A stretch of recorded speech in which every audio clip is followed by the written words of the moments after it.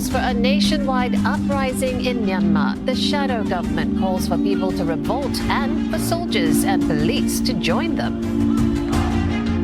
This is not your everyday bus. It's been overhauled to administer COVID-19 jabs. Officials say more than 1,000 people can be vaccinated daily. Today's event is just a test run, though, but the eventual plan is for the vehicle to move around to different neighborhoods each day. ถ้าออกข้างนอกมันก็ลำบากนะคะต้องดูลูกด้วยเขาอยู่ในชุดแบบนี้พอลงทะเบียนอะไรอย่างเงี้ยค่ะมันก็ไม่เคยทันเขาเลยและอันนี้รองประธานเขาก็เลยบอกให้มาฉีดเขามีโรคประจำตัวด้วยอย่างเงี้ยค่ะก็เลยพามาด้วย Farmers' unions are camping outside a government building in Karnal, a city some 120 kilometers away from the national capital. Some leaders have been detained and authorities have cut off the internet in some parts of the state of Haryana. This is where a peaceful protest by farmers was dispersed last month. Emotions ran high after a video surfaced on social media of a senior official instructing the police to crack the protesters' heads open. The official has since been removed, but the farmers are demanding that he be tried for murder. Union leaders say they will not move until their demands have been met. Several large-scale rallies have been held in northern India as farmers swear to continue the campaign for new farm laws to be repealed. They say the laws which were passed last year make them vulnerable to corporate exploitation and could hurt their income badly. Bharatiya Kisan Sangh, a farmers' union linked to the ideological parent of the federal ruling party, is also criticizing the laws. It says the government should guarantee a minimum price for the farmers' produce. The body is holding symbolic demonstrations across the nation today, but says it does not want to attract large crowds due to the COVID-19 pandemic. The government says the protesters are being misguided by opposition parties. They claim the new farm laws will only add to the farmers' income. But despite the government's offers to put the laws on hold, several rounds of negotiations between the farmers and the government have failed. Now the unions are saying that they are ready to continue intensifying their protest with renewed vigor. Banker Anna Clewer was planning a trip back to her hometown in Germany when the vaccinated travel lane was announced. After nearly 3 weeks with her family and 1 PCR test later, the employment pass holder is ready for her journey back to Singapore. I'm at Frankfurt Airport now and it's super empty, but there's no separate lane or whatsoever for the vaccinated travel lane. And this is for Singapore airline check-in. It's quite a lot of people waiting already. It's 2.5 hours before the flight. Of the 100 vaccinated travellers on board, 57 are short-term visitors, 15 like Anna hold long-term passes like student or work passes, while the rest are Singaporeans or permanent residents. They're seated apart and have to keep their masks on. The flight is rerouted to avoid Afghan airspace and lands at 5:40 p.m, about an hour behind schedule. Passengers head straight to immigration on arrival. Those travelling under the vaccinated travel lane wear this sticker, so airport staff can easily tell who they are. They are swabbed separately and given another sticker after completing their COVID-19 test. It's all like step by step. You really know like what you have to do. You get checklists. You like even for the swab test, it was like this is your first step. You have to do the registration, then you have to wait, then you have to do the swab, and then you can proceed to your pickup. So that's very good. I mean that's typical Singapore, I would say. Anna takes private transport back home to wait for the results as required. She'll have to take 2 more tests within the week.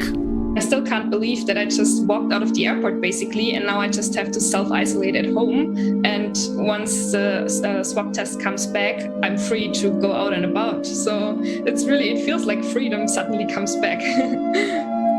Singapore Airlines says it's seen a rise in bookings for flights under the scheme. More than 1,400 vaccinated travellers from Germany and over 50 from Brunei are approved to enter Singapore under the vaccinated travel lane. 12 passengers will arrive on the first VTL flight from Brunei on Thursday. The very words that put months of planning into action. In May, the National Unity Government, or NUG, formed a civilian army called the People's Defence Force. So far, at least 8,000 civilians have been trained. They've been joined by some 1,500 soldiers and policemen who've defected and pledged loyalty to the NUG. For months, the ousted lawmakers have been telling people to be prepared for this day. They've been told to stock up on food, water, medical supplies, but still, panic buying hit hours after the announcement. From supermarkets to the local markets in Yangon, people are keen to get what they can while they can.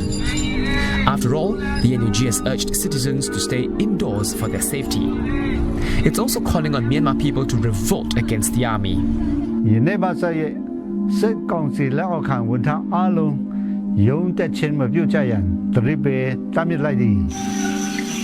On top of that, it's urged ethnic armed groups to immediately attack the Myanmar army while protecting their own territories. Violence has spiked in Myanmar since July. NUG says more than 1,300 soldiers were killed in various attacks in just 2 months. That's compared to the civilian death toll of over 1,000 in the last 7 months. Security presence has been beefed up across the country. Police officers are checking people proactively on the streets. You can also expect that raids by the security forces will also increase in the coming days, just to make sure that they're not caught off guard. And in the near future, there have also been concerns that the Myanmar army may resort to cutting off power supply or cutting off the internet as a way of dealing with this looming threat. The Myanmar army has dismissed the NUG's call for a people's war. It says NUG has no way to operate given that its networks have been crippled and that weapons have been seized. The army also says this is NUG's attempt to drum up attention a week before the UN General Assembly.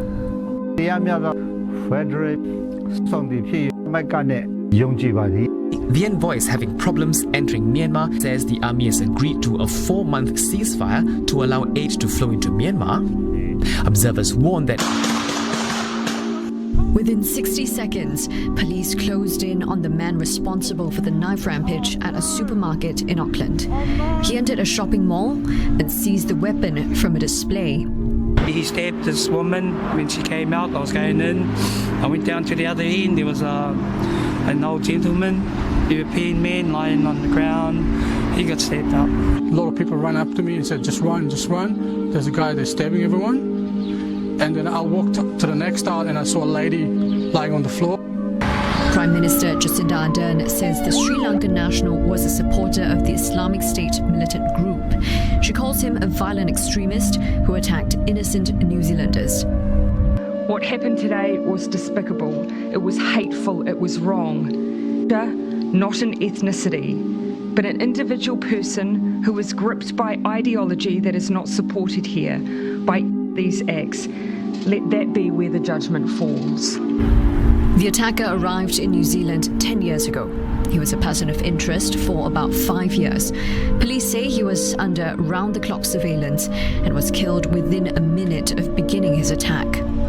Ms. Ardern says she was gutted he managed to carry out his hateful assault despite being on a terror watch list.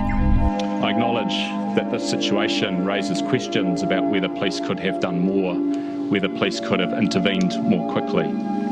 I'm satisfied, based on the information available to me, that the staff involved did not only what we expect they would do in this situation, but did it with great courage. The reality is that when you are surveilling someone on a 24/7 basis, it is not possible to be immediately next to them at all times. Police say the man acted alone and there's no further threat to the public. Mike Rehu reports on what we know about the attacker. There's a real limit to what we know about the dead man, the 32-year-old man known as. Student life in Hong Kong changed dramatically when COVID-19 struck.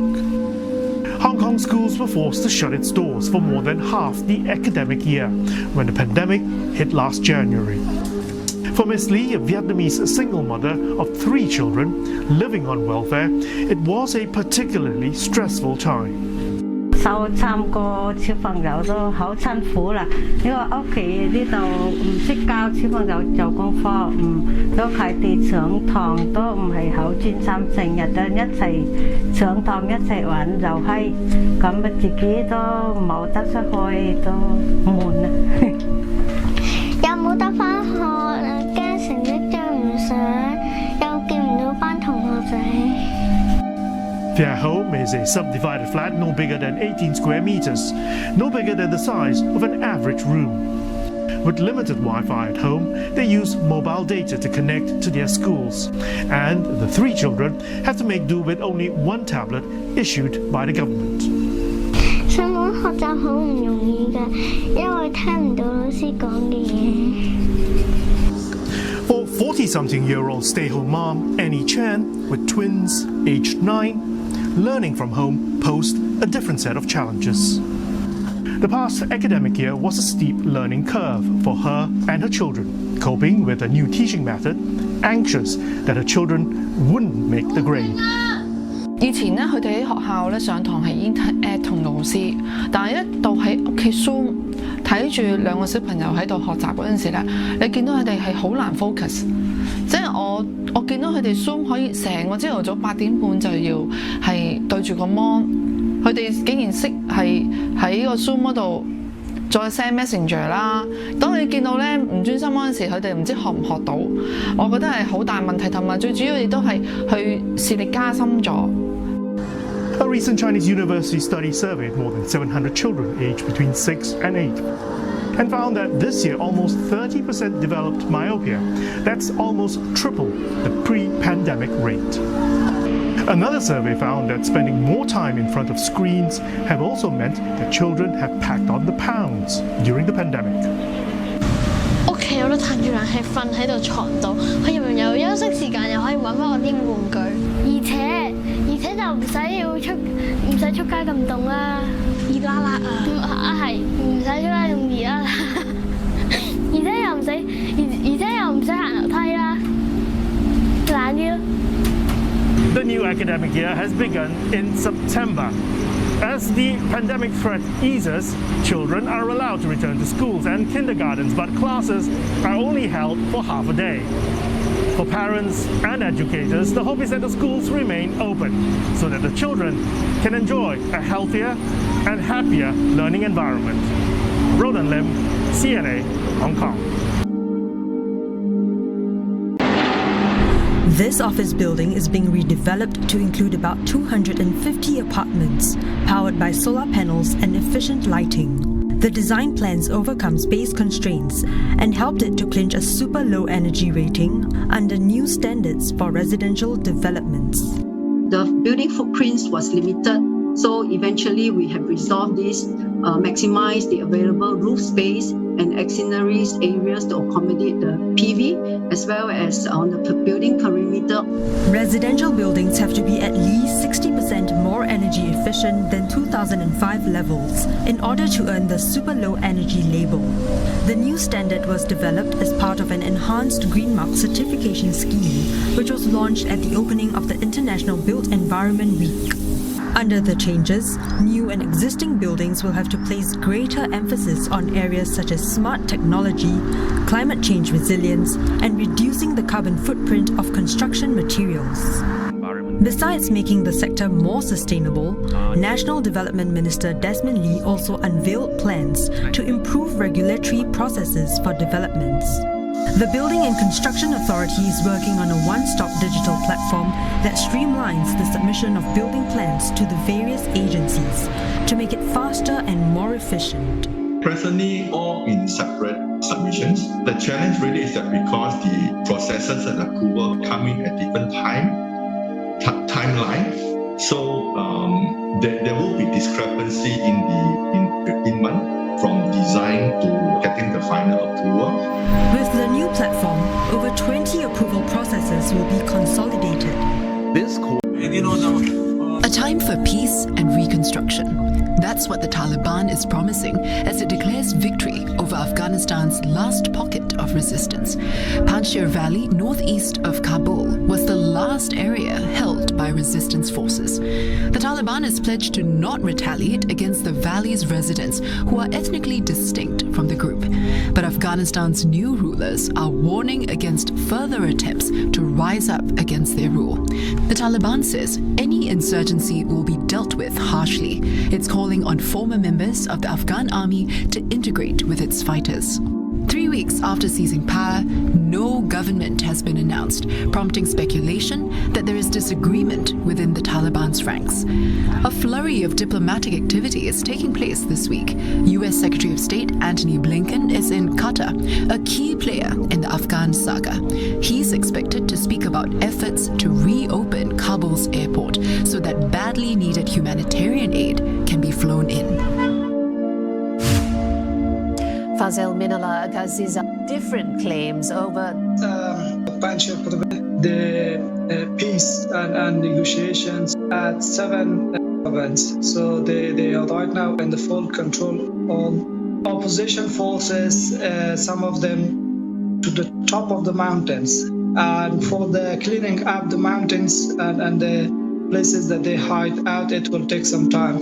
So therefore, some of the opposition's social accounts are releasing their leaders' speech. They're releasing the news and updates saying that we are still in control. But indeed, they are not in control. They are in hideout, and it will take some time for the Taliban. To look at the situation back in Kabul, where people are still waiting for a return to normality and basic necessities. Tell us more. Yes, Kabul is okay compared to the last days. So day by day there is changes and good changes. We have a big exchange market called Sarai Shahzada open back. We have some main branches of the banks open, but the problem is that there is no enough cash for the accountant. So the problem is that all branch of these private banks are not functioning. They are not back normal. Only as the main centers and the main branches operating with a very limited amount of money. Each Afghan who is The shots were fired into the air to scatter a crowd outside the Pakistani embassy. Dozens of people, mostly women, had gathered to protest interference by Afghanistan's neighbor, who they accused of supporting the Taliban. Pakistan's intelligence chief was in Kabul at the weekend and is believed to have met Taliban leaders. The clashes come as US officials hold talks in Qatar. They say they are working with the Taliban to speed up evacuations for those left behind. Conducting a great deal of diplomacy on this as we speak. We've also been engaging with the Taliban on this topic, including in recent hours. They've said that they will let people with travel documents freely depart. We will hold them to that. So will dozens of other countries. The international community is watching to see if the Taliban will live up to their commitments. There are certain standards needs to be met, especially from a security perspective, a security point of view, if we want to board passengers on those flights. Those needs an agreement with Taliban, which is still in negotiation. Kate Fisher joins us live from Washington, D.C. Kate, what's the sense? Can the U.S. hold the Taliban to its pledge to allow evacuations? Well, that is certainly what they're saying. As you heard there, they say that in just a matter of the last few hours, they have reminded the Taliban that they and the international community will be holding them to account on those commitments to allow safe passage. But it does seem very hard to imagine how they are going to enforce that, since they no longer have a military or diplomatic presence in Afghanistan. These words are strong, but we don't quite know how they intend to put them into action. I mean, things like the airport in Kabul is still not in action for international flights. How are they going to get these people out of the country? They also told us, Secretary of State Antony Blinken talked about a family of 4 who have fled Afghanistan overland and said that the Taliban allowed that to happen. But we've also heard reports on air saying that the purpose of those flights. But certainly it does seem to be a really challenging situation for the Americans to now help those people that remain. They say there are 100 of them that they are in direct contact with. They each have an individual case manager, but without anybody actually on the ground. What other help will trip there has been Blinken saying that they have deep gratitude for them, that the country will be remembered for a long time for giving these people the first stop on their more peaceful and hopeful future. But they're in Afghanistan, and as security has been mounted around the courthouse as survivors and lawyers gather for the proceedings. The trial is expected to take months. The Islamic State terror group claimed responsibility for the attacks, which saw gunmen in suicide vests targeting numerous venues across Paris. Families of the victims are hoping for answers from Salah Abdeslam, the only surviving attacker. Le mot qui me vient, c'est enfin, en fait. Ça y est, ça fait 6 ans, enfin pratiquement 6 ans, et du coup, on va pouvoir enfin connaître la suite, en gros, et puis avoir des réponses à nos questions, peut-être pas toutes, mais au moins ça nous aidera à avancer. Mais mon état d'esprit est tout à fait serein. Il a été plus difficile au départ. J'ai 5 ans sont passés.